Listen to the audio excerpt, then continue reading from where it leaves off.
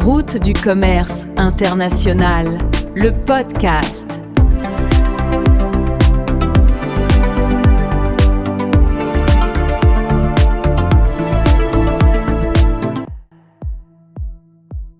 Bienvenue sur Route du commerce international, votre podcast.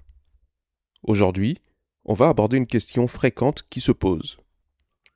Quelle est la différence entre un transitaire et un commissionnaire de transport ? Alors certains doivent découvrir à l'instant que les deux ne veulent pas exactement dire la même chose. Car dans le langage courant, c'est quasi systématiquement le terme transitaire qui est employé. D'autres peuvent penser que le commissionnaire de transport, c'est juste une appellation plus juridique ou plus technique pour désigner exactement la même chose.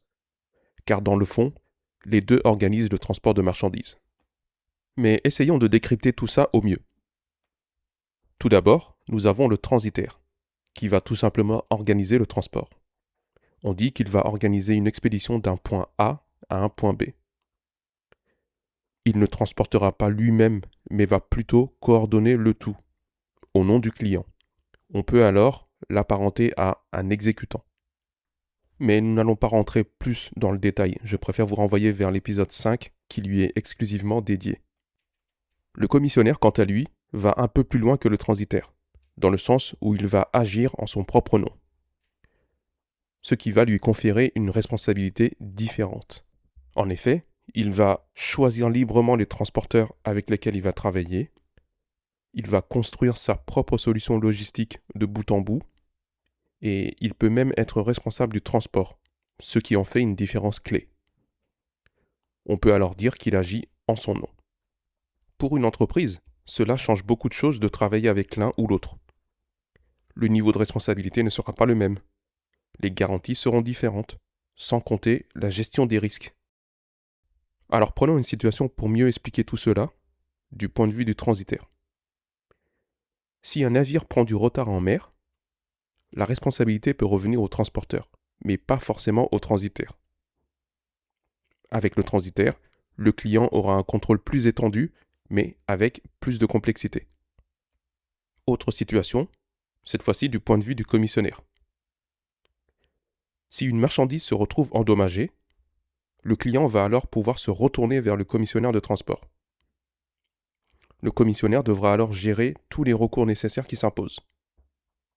Il y aura donc plus de simplicité pour le client, mais également plus de délégation. En conclusion, on peut dire qu'avec le transitaire, la responsabilité va être partagée entre plusieurs acteurs. Le client va opter pour le transitaire s'il souhaite garder un certain contrôle. Le transitaire conviendra plutôt pour un client qui maîtrise déjà bien la logistique. Alors que le commissionnaire n'est pas seulement un intermédiaire, c'est un acteur pleinement engagé dans le transport.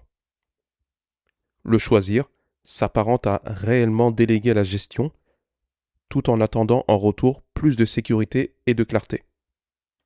Alors plutôt que de se focaliser sur le nom, il faut poser les bonnes questions. Qui est responsable ? Qui choisit les transporteurs ? Qui gère les problèmes ? Transitaires et commissionnaires ont des rôles très proches, mais une différence fondamentale. L'un va organiser, l'autre va organiser et s'engager. Dans le prochain épisode, nous allons découvrir le rôle primordial de la douane dans le commerce mondial. À bientôt sur Route du commerce international, le podcast.